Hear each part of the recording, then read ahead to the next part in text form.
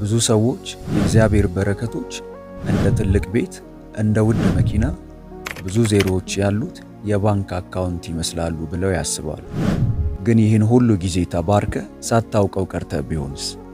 ዛሬ ብዙዎች ባለማስተዋል በቀላሉ የሚያልፏቸውን 5 ነገሮች ላሳይ ይፈልጋሉ።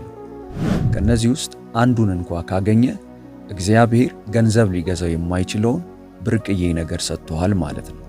እንደተለመደው ቪዲዮውን ላይክ አድርገው በመጀመር አብረውን ያገልግሉ። ለቻናሉ አዲስ ከሆኑ ደግሞ ሰብስክራይብ በማድረግ ቤተሰብ ይሁኑ። አሁን በቀጥታ ወደ መልእክቱ እንለፍ። አንደኛ፣ በአእምሮ ውስጥ ሰላም። ነገሮች ሁሉ ቢበላሹም በአእምሮ ውስጥ የማይናወጥ ሰላም አለ። ይህ የተለመደ ወይም ደግሞ ቀላል ነገር አይደለም። ገንዘብ፣ ስኬት፣ ዝና፣ ሁሉም ነገር ያላቸው ሰዎች አሉ እና በሌሊት መተኛት አይችሉም።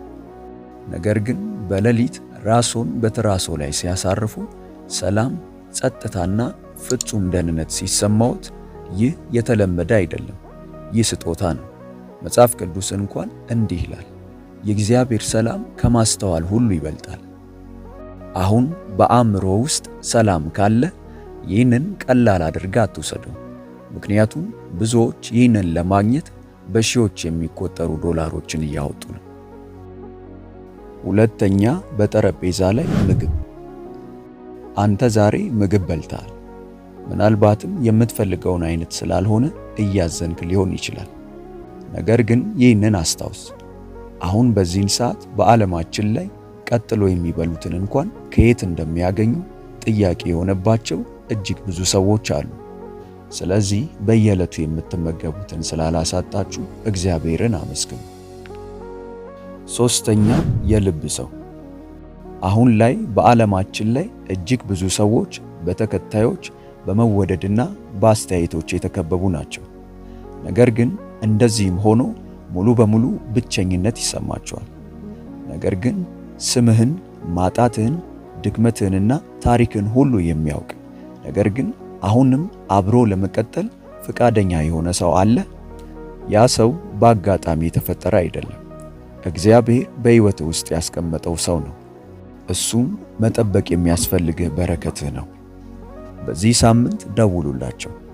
ምንም ነገር ለመጠየቅ ሳይሆን በሕይወቴ ውስጥ ስላለ ደስተኛ ነኝ ለማለት ብቻ።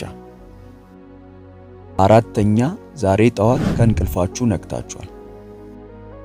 ተኝቶ መነሳትን ብዙ ሰዎች እንደ ቀላልና የተለመደ ነገር ይቆጥሩታል። ነገር ግን ይህንን አስተውሉ። ስለ ዛሬ ብዙ ዕቅድ የነበራቸው ብዙ ሰዎች ዛሬን አላዩም። ነገር ግን አንተ ዛሬን ማየት እንድትችል አምላክ ፈቅዶልሃል። በየጠዋቱ ስትነቃ እግዚአብሔር ገና አልጨረስኩም፣ በአንተ ላይ ዓላማ አለኝ እያለ ነው። ስለዚህ ሁል ጊዜም ስለተጨመረላችሁ አዲስ ማለዳ እግዚአብሔርን አመስግኑ። አምስተኛ፣ አሁንም እምነት አለ። እናም ይህ በዚህ ዝርዝር ውስጥ ካሉት ሁሉ በጣም ኃይለኛው ሊሆን ይችላል። ምክንያቱም እምነት እጅግ ታላቅ በረከት ነውና። ሰላም፣ ምግብ፣ ሰዎች እና ሌላ ቀን ሊኖር ይችላል። ግን ያለ እምነት አንዳቸውም ትርጉም የላቸውም፣ አንዳቸውም አቅጣጫ የላቸውም። እምነት ሕልውናን ወደ ዓላማ ይለውጣል።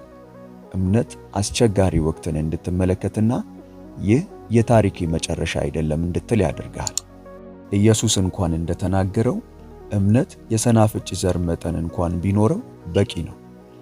ትንሹ የእውነተኛ እምነት መጠን ከትልቁ ተስጦ፣ ገንዘብ ወይም ዕድል የበለጠ ኃይለኛ ነው።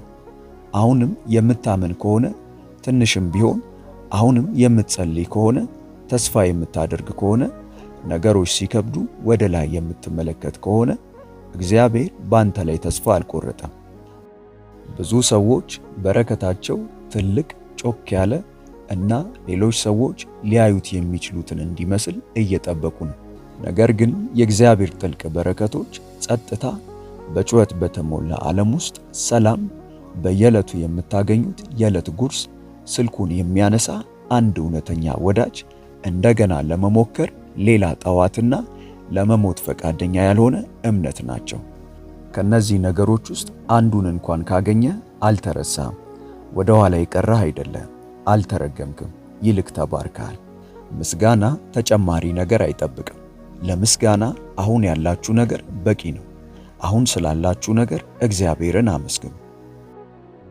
ይሄ መልእክት በእውነት መንፈስዎን የሚነካዎት ከሆነ እግዚአብሔር ሆይ ካንተ ዘንድ ስለተጨመረልኝ አዲስ ቀን አመሰግንሃለሁ የሚለውን መልእክት በኮመንት ላይ አስቀምጡልኝ፣ እናየዋለን። ቪዲዮውን ላይክ እና ለወዳጆ ሼር በማድረግ አብረውን ያገልግሉ። ለቻናሉ አዲስ ከሆኑ ደግሞ ሰብስክራይብ በማድረግና የደውል ምልክቷን በመጫን ቤተሰብ ይሁኑ። በቀጣይ በአዲስ ቪዲዮ እስከምንገናኝ ሰላም ሁኑ። ሆሊቲዩብ ኢትዮጵያ ዩቲዩብ ቻናል ተባርካችኋል። በይበልጥ በመንፈሳዊ ሕይወቶ እጅግ የሚበረቱባቸውና መንፈሳዊ ረሃቦን የሚጨምሩ ትምህርቶች እንዲሁም የጸሎት አገልግሎት በየቀኑ እንዲደርሱ ሰርቫንት መልካሙ ሙሉጌታ በማለት የፌስቡክ እንዲሁም የቲክቶክ አካውንታችንን እንዲሁም ሆሊቲዩብ ኢትዮጵያ ብለው ሰርች በማድረግ የቴሌግራም ቻናላችንን ይቀላቀሉ። ተባርካችኋል።